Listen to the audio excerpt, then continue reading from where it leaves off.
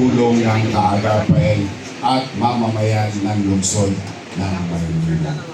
Marami sa inyo dito, mga bago, at marami rin mga antigo na matatagal na namin kasama. Ngayon naman, kayo na siguro makapagsasabi, yung bang naging kandidato nyo ng 2019, naipahiya pa kayo? Proud kayo? Sa darating na mga araw, huwag kayong makikipag-away. Huwag kayong maninira ng ibang kandidato. Hindi kailangan. Hindi natin kailangan. Alam niyo kung bakit? Unang-una, ang mga kandidatong naninira kasi walang maikwento. Kaya walang kwenta. Tama ba? Kasi kung ikaw, marami kang i-report sa taong bayan, hindi mo na kailangan siraan ang iyong kalaban. Tama, mali? Tama! Hindi katulad niyo. Ako ang agahan. Tanghalian. Hapunan. Tapos yung isa naman, ako ginawang pulutan sa inuman.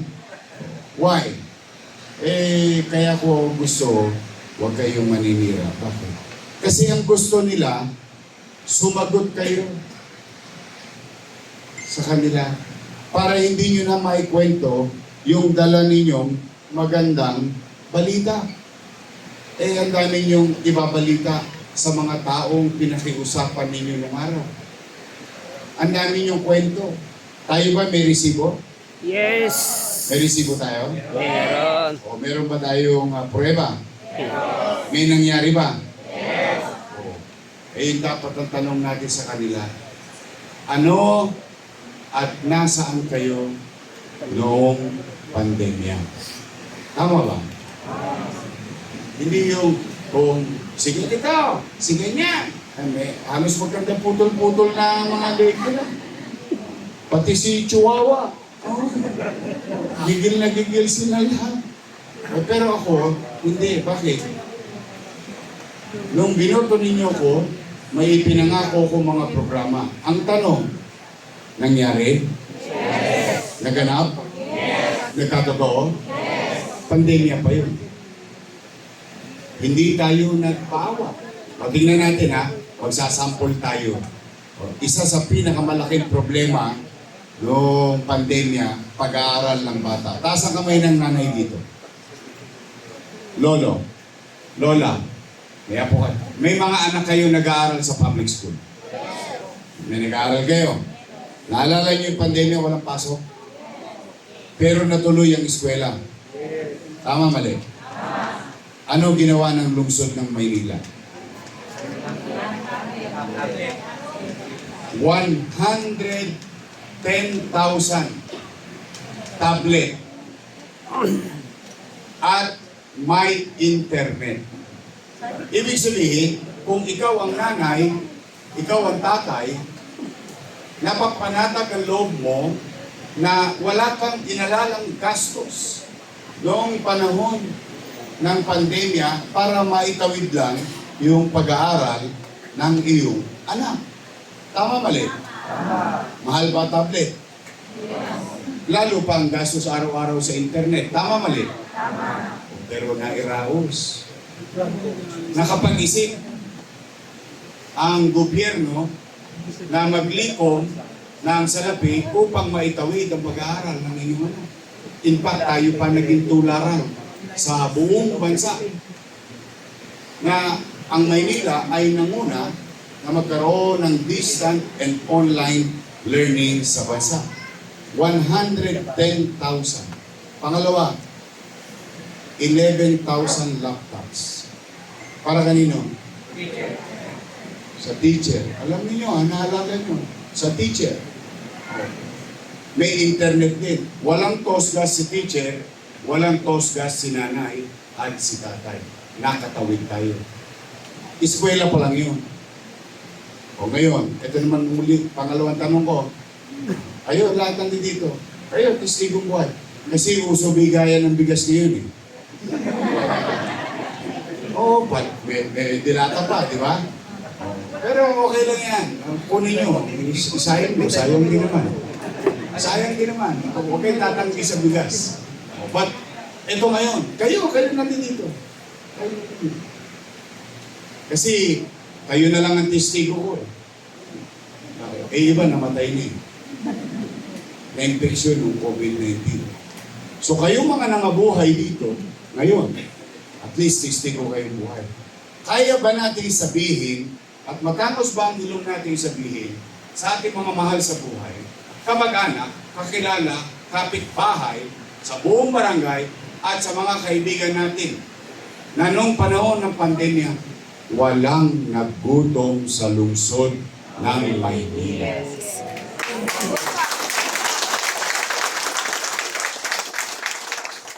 Tayo lang ang natatanging lungsod. Yung ibang lungsod nakapagbigay. Pailan nila. Pero ang Maynila, 8 buwan. 8 months, 1 buwan, meron tayong food banks. Tama mali? 700,000 families, mayaman, middle class, mahirap. Walang pinili. Nakatawid tayo. Yung iba nga binibenta pa sa online. Kasi sobra na.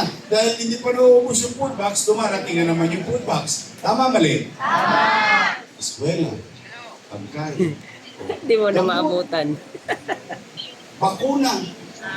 Hindi mo na maabutan si Yorme, nagsalita na. Kung maalala ninyo, saan nagsimula nagbakuna sa Pilipinas? Nasaan ka? Sa Maynila. Bakit? Saan ka? Nasaan Ang ka? Maynila bumili ng sarili niyang bakuna. Ah, may lakad ka? Kaya nga ang bakunahan natin, Sa bus ka? nagkaroon pa tayo ng 24-hour drive. Uwi kayo ng Yung Pangasinan? Remdesivir, alam niyo ba yung gamot na yun? Tocilizumab, Molnupiravir. Yung mga bilyonaryo, maraming pera, hindi makabili ng ganong gamot. Yung ibang syudad, hindi makabili ng ganong gamot. Sige ta, ingat ka. Pero ang Maynila, Sige ta. paparating pa lang yung gamot, meron na Oo ang nga, Maynila. yan, oh. Ayun yung mga bagay na nangyari, Sasalita na. naiilan pa lamang sa pandemya.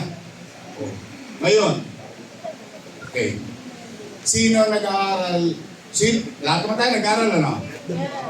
Pumasok tayo sa eskwela. O, sige. Di ba nung araw, ang eskwela, kinakancel dahil may ulan. Tama mali? Dahil may bagyo. Tama mali?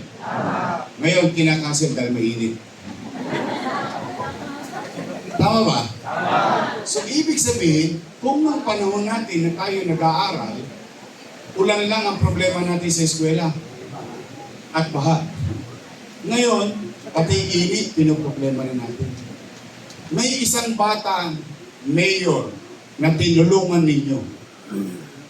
Itinaguyod ninyo. Inisip yung mangyayari sa darating na panahon. O ngayon, sa totoo lang, kung nadali natin lahat yan, imagine mo, 10-story, fully air-conditioned public school. Ibig sabihin, ahead of time, nakapaghanda na ang lungsod ng Maynila. Tanong, patuloy bang iinit pagdating ng araw? Iinit ng iinit. Siyempre. Pero sa Maynila, 4 na malalaking eskwelahan. Daig pa ang private school.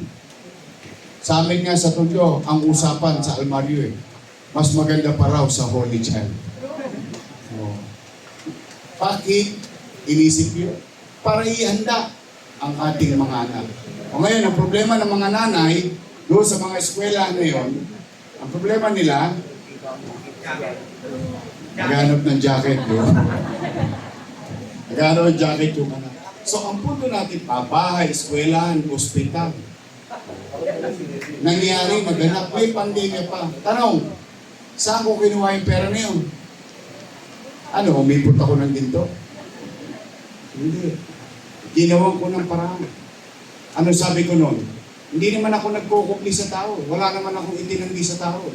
Ano sabi ko kasagsagan ng pandemya? Mga nanay ko, mga tatay ko, mga batang Maynila, Ano sabi ko? Pag ako, wala na maibebenta, wala na mautangan, nakita niyo itong relo na ito, ipatatas ako to kay tambunting makaraos lang tayo. That's what I said. Why? Taas ang kamay ng ama rito. Ng ina. Magulang. Pag walang makain ang anak niyo, gagawa niyo ng paraan. Talaga? Iraraos niyo? Itatawid niyo? Ganun din ang pagiging ama o ina ng isang lungsod. Kaya ako, hindi ako natatakot sa bagay na ginawa ko. Bakit? Kasi isa lang ang pwede kong sabihin at kahit anong oras sa amang iskirita sa buong Maynila, isa lang ang masasabi ko. Salamat sa Diyos. Ito kayo ngayon nasa McDonald. Buhay tayong lahat. Salamat sa Diyos. Yan. Kung mali, ay taong bayan ang mag-uusga niya. Hindi yung mga politiko. Ang masakit nun, yung mga politiko nagsasabi ng mga masasakit na salita, ay mga politikong kasama ko rin dating ginawa ang lahat ng ginawa ko. So kung mali ako, edi mali din sila. Tama ba? Noong tumayo yung condominium, ina-award na sila daw ang may gawa. Pero yung pinangbili ng para pang patayo doon na inutang ko, kasalanan ko. Kaya sabi ko, hindi nyo kailangan manira. Hindi nyo kailangan sirain ang taong sirana. Kayo, nakatikim din naman kayo, di ba? Yung kapitbahay mong pakialamera. Yung inggit sa inyo. Tama, mali? Lahat tayo nakaranas na. Pero ang pinakamabisa, dahil ito'y tungkol sa buhay natin. Tungkol sa pamilya natin. Tungkol sa mga batang Maynila. Ito, kailangan maliwanag ang ating isip. Maliwanag ang ating puso. Wala. Ang gagawin lang natin, magre-report sa taong bayan. Pagkatapos mag-report, sasabihin natin yung susunod natin pangarap para sa mga tagang Maynila. After that, hayaan natin ang taong bayan ang humusga. Tama, mali? Tama! Kaya ready na ba kayo? Huwag kayong makikipag-away. Pigilan nyo damdamin ninyo. Oo. Hindi nyo kailangan. Bakit? Away ng mga politiko yan. Hindi nyo naman away yan eh. Pipiriin ninyo. Dahil sa kanila, nakakuha pa kayo ng kaaway. Tama, mali? Magpakababang loob kayo. Ipaliwanag nyo kung ano yung paniwala nyong tama. At yung totoo, hindi bola. O ngayon, nandiyan dyan yan. Lalakad na tayo. Ang tanong ko sa inyo ngayon, gusto niyo bang luminis ulit ang Maynila? Yes! Sigurado kayo? Yes! Naniniwala ba kayo na madugyot ulit ang Maynila ngayon? Yes! Gusto niyo ba matulog ulit ng mahimbing habang hating gabi, panatag kayo natutulog, at yung anak niyo uuwi, hindi kayo kinakabahan kasi wala nang tolongges sa kalsada? Eh ngayon, 5-5 holdapan. 5-5 snatching. Parang wala nang gobyerno. Kagabi, may video pa kami. Nagsasya po. Sa recto mismo, sa tindahan. Yes. Ano, parang wala na tayong gobyerno. Yun ang isang bagay na tingin kong kapakipakinabang sa tao na dapat bigyan ng atensyon ng lungsod ng Maynila o liderato ng Maynila. Kaya, mga kaagapay, kayo naman, mga battle tested na. Alam nyo na ang gagawin ninyo. At sa mga bago namin kasama, basta ang feeling ko, magpakababang loob kayo, pahabain ninyo ang inyong kamay. Pahabain ninyo ang kamay. Bakit? Akapin ninyo silang lahat. Dalhin nyo sila sa tamang daan. Huwag sa 500. Alam na ano. Dahil bakit? Kayo ay may dalang magandang balita. Anong uri ng magandang balita? Leader na nagdi-deliver. Leader na gumagawa. Leader na may malasakit sa kapwa. Kaya tanong, handa na ba kayo? Ready na ba kayo? Mapupuyat kayo ulit. Ayun naman. Ito naman ang aking pakiusap. Kung po pwede lang. Nagawa nyo na to dati. Nagawa nyo na to dati, kaya ano na to, repeat performance na lang to eh. Pwede ba tayo, your best choice? Straight? Bakit? Huwag nyo akong bigyan ng kakontra. Yung kontrapelo. Kasi bakit?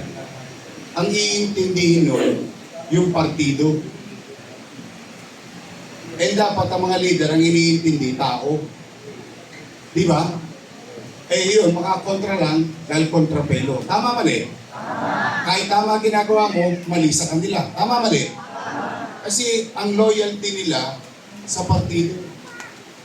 Eh ang loyalty ko sa tao. At ako'y never nagbago. At lagi ko sinasabi yan. Kahit kapartido ko, kapag mali ang ginagawa, nilalabanan ko. Bakit? Ang kapangyarihan nasa amin ay bigay ng tao. Hindi bigay ng politiko. Tao ang nagbigay. Kaya ang sukli nun, diretso sa tao. Tama? Tama. Okay. Ngayon, pwede your missions? Yes. Total, dalawa lang naman ang pagpipilian ninyo. Dalawa lang. Dalawang grupo lang yan. Isang grupo, your miss choice. Matamis. Yung kami ng grupo, ladies choice. Masin. Kayo may sabi nung hindi ako. Pwede? Pwede. O, nandiyan dyan, Bong Alvarez. Ronnie J. Chris Tagle. Atik man ng bahay yung puki ni Boka. Boka Uson. Sino mas pogi? Si Ledled, si Tony? Ha? Ayaw si Ledled, ayaw si Ledled. Sino mas pogi? Taas ang kamay ng pogi si Ledled. Pag matanda ka na lang talaga. Okay, ang ating kusihal, Paul Sarka.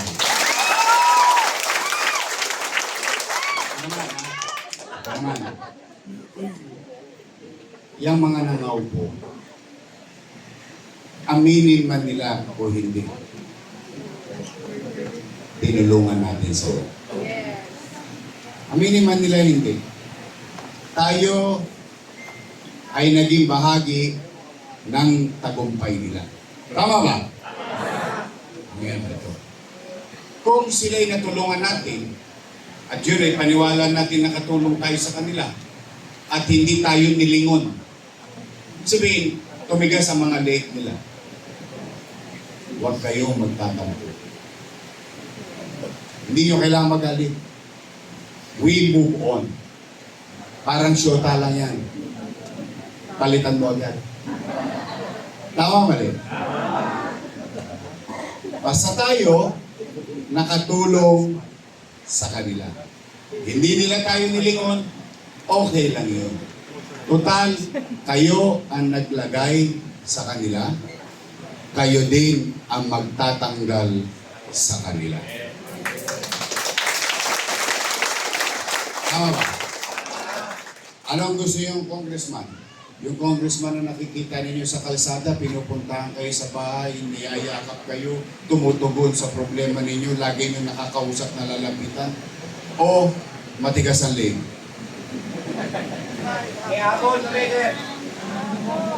Exactly. Kaya, nandyan na yan, we move on. Palitan na natin si Chihuahua. Pwede? Pwede! Pwede? At least ito, apple of the eye. Kinantahan ba kayo kanina? Ay, pasensya na kayo ha. Sira yung aming sound system kanina. Kaya Ano pala ba, umulan. Sira yung sound system namin, may problema tayo ngayon. Kaya pala Magaling umulan. po kumanta si Apple. Ha? Nag-concert? Oh, ang ating congresswoman, Apple.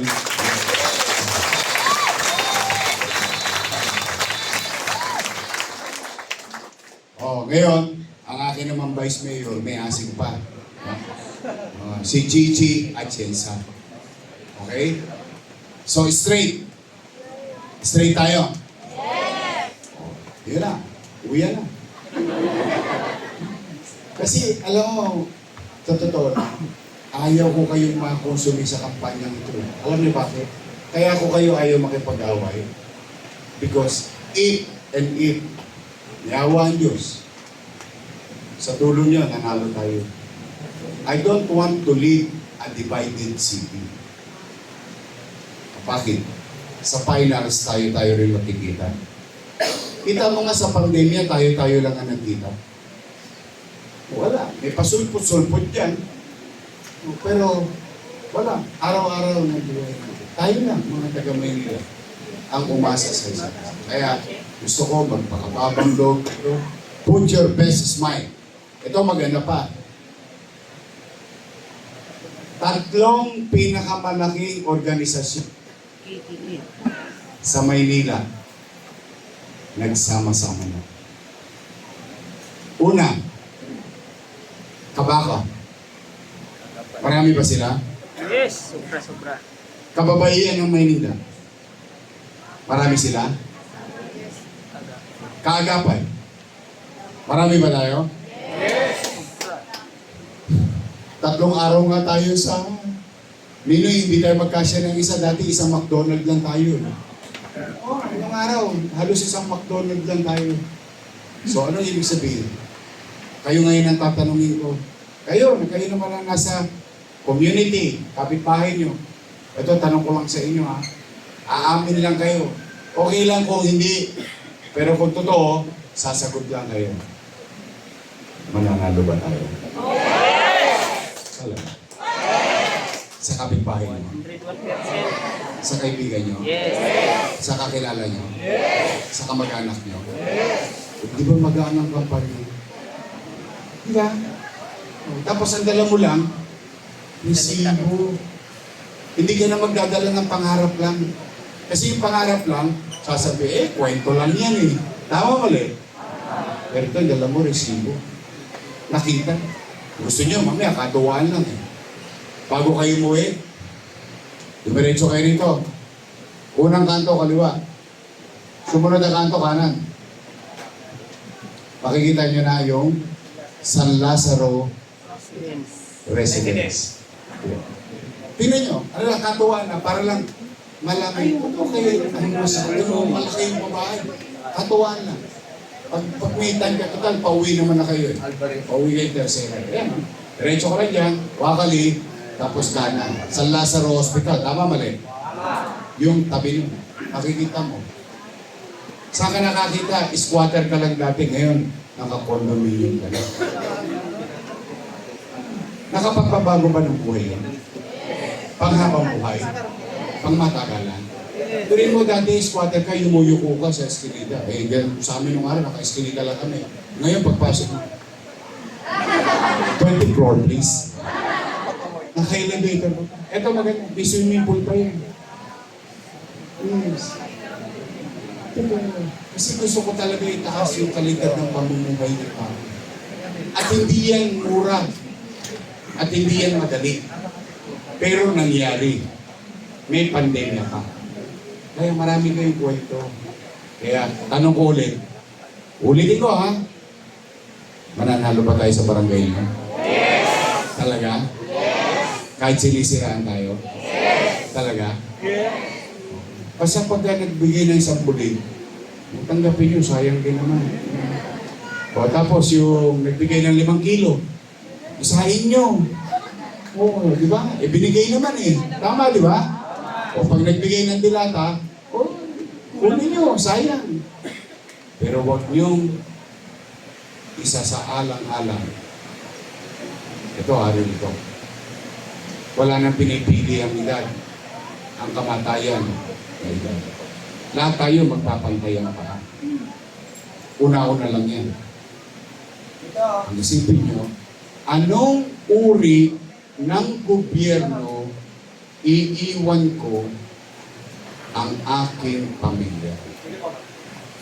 Fernando po. Yan ang isang tanong na hindi madalas matanong sa tao. Sinabi niya kanina, doon tayo sa tamang daan, huwag sa 5 daan. Tama ba? O sige, mag-ingat kayo. Ha? Wala pa ba si Chi? Wala pa ba? Coming na. Sabi.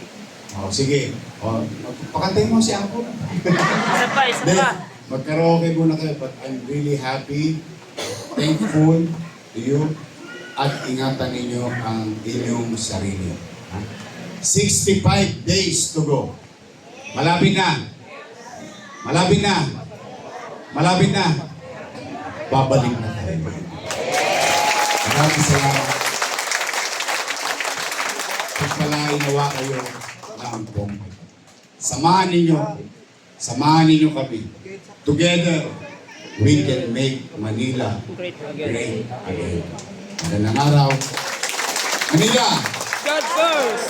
God first. Thank you.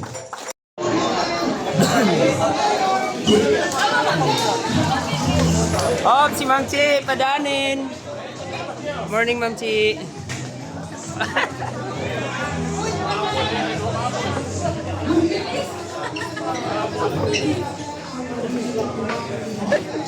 May lakad pa si Dore. Hindi na traffic. Traffic daw. Atienza, ang bunsong anak ng dating Pilipinas dito Atienza. Ako rin po ay direktor ng Pagkain. Ngayon, katambal ni Yormes kung maraming gumagoso rin ng kanyang vice alcalde. Nakakatuwa dahil dito sa Maynila, magkakasama na ang mga malalaking puwersa. Ang kaagapay, ang kababaihan ng Maynila, at pati na rin ang kabaka. Yan ay nagpapakita na dito sa Maynila, gutom na gutom kayo na maramdaman na kayo ay parte pa rin ng gobyerno. Pero sa totoo lang, ang pangarap ko sa aking buhay, bata pa lang ako ay maging isang misyonaryo. Ngunit hindi po yun na sa katuparan. Kaya ang sinabi ko sa Panginoon kung saan man niya akong karerang dadalhin, bibit-bitin ko na lang doon ang puso ng misyonaryo.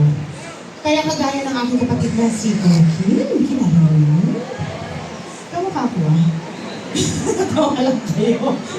Hindi, pero kagaya po niya, ako rin po ay nasa telebisyon bilang isang broadcast journalist. At sa totoo lang, sa aking paglilibot sa Pilipinas for 7 years, at paglilibot ko dito sa Maynila, doon ko po nakita na kahit ano pala ang isigaw ng ating puso, kung ang gobyerno ay hindi marunong magdinig sa tao. Iba nga ni Yorme, nga pa rin. Kaya nung tinanong niya ako kung maaari niya ako maging katambal bilang vice alcalde, ang ginawa ko, binitbit ko ang mga mensaheng narinig ko. Mga kwento mula sa ating mga kababayan na napag-iwanan sa laylayan ng lipunan. At yun po ang dinesisyonan kong tayuan dito. Kaya narito ako sa inyong harapan ngayon para sabihin sa inyo na ako po ay tumatayo para sa ating mga lolo at lola. Dahil isang bagay na nakita ko marami sa kanila dito sa Maynila, hanggang sa kanilang edad, kailangan pa nilang kumayod ng matindi. Dahil minsan, kailangan nilang bayaran ng kanilang mga gamot, mga vitamina, pakunan, para magpahaba ng kanilang buhay. Dito sa amin, sa tambalan namin ni Yorme, sisiguraduhin namin na mahaba ang buhay ng mga lolo at lola dito sa Maynila. At nandito rin ako nakatayo sa inyong harapan para tayuan ang mga magulang. May mga magulang po ba dito? Taas ang kamay. Magulang na rin po ako. Akala ng iba, bata pa ako. 43 years old na si Chia Kids. Meron na po akong 3 anak at malalaki na po sila. Kaya alam ko kung anong nasa puso ninyo. Gusto niyo ng kasiguraduhan na ang inyong mga anak kahit pa paano susuportahan ng gobyerno. Makakaasa kayo sa aming pagdating dyan. Dahil importante sa amin ang kinabukasan ng mga kabataan dito sa Maynila. Ako rin ay tumatayo sa inyong harapan para tayuan ng ating mga kababayan na may kapansanan. Mahirap mabuhay ng may kapansanan. Kaya dito sa Maynila, magiging inklusibo tayo at magkakaroon sila ng boses sa Konseho balang araw. Tumatayo rin ako para sa mga LGBTQ plus community. Dahil naging artista ako nung bata pa ako, doon ko nakita, bata pa lang ang mga LGBTQ, meron na po diskriminasyon. Sabi ni Yorme, dito sa Maynila, patas ang panlaban.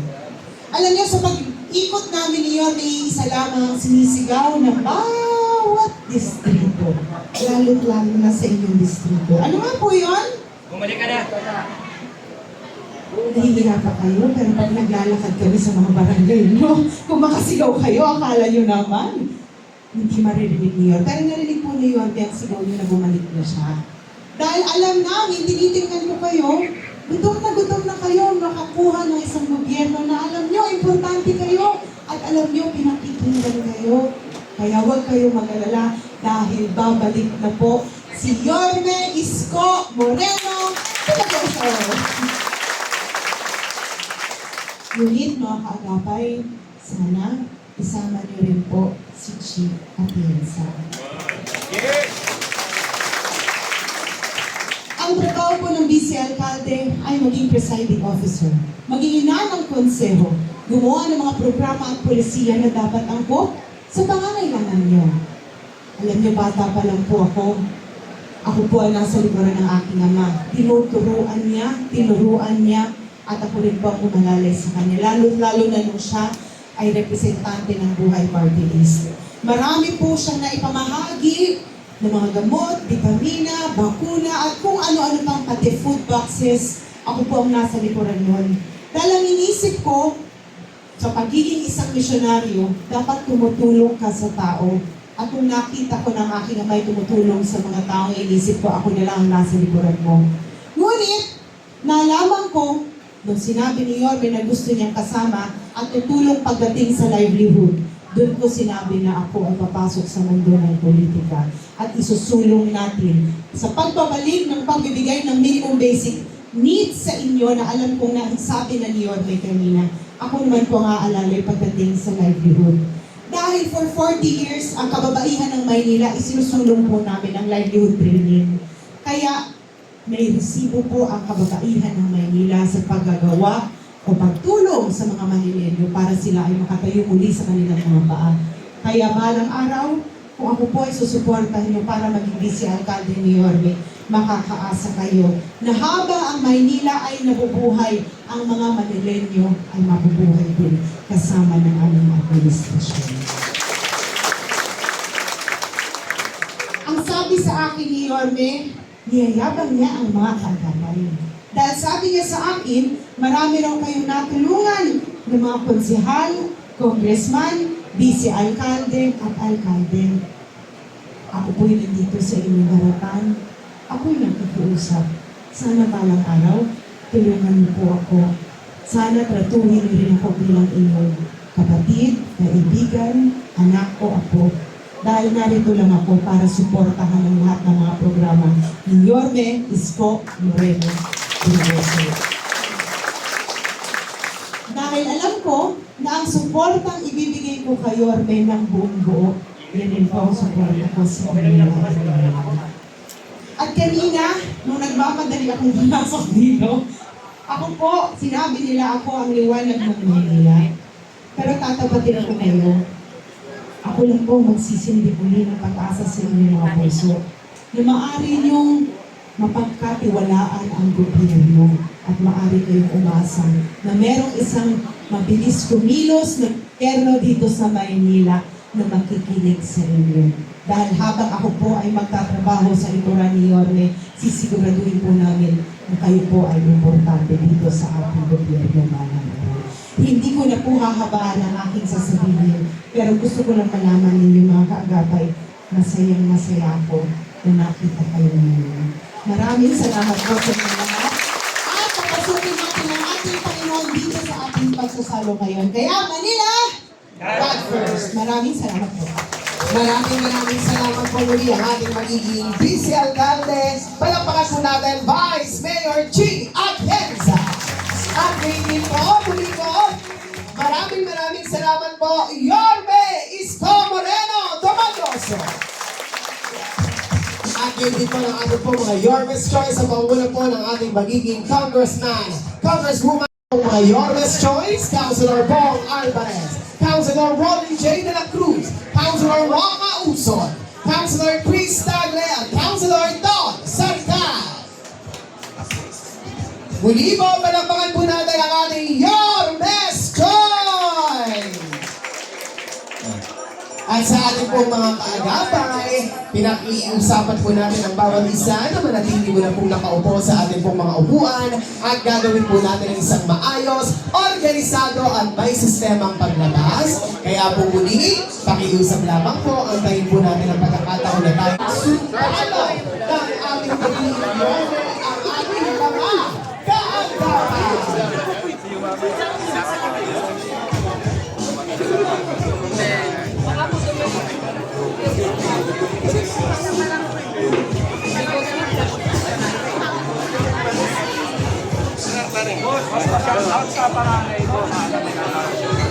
Ay, Hana, mag-ingat ka, mag-aral ka mabuti. Go, Joyce! Oh. Bigyan sa sakit.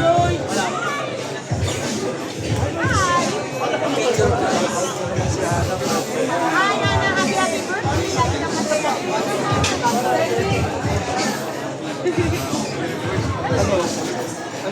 si Jane. Eh, wala po kayo tulong. Yan. Okay, thank you. Mas malamig dito. Kawawa yung mga tao natin ng mainit.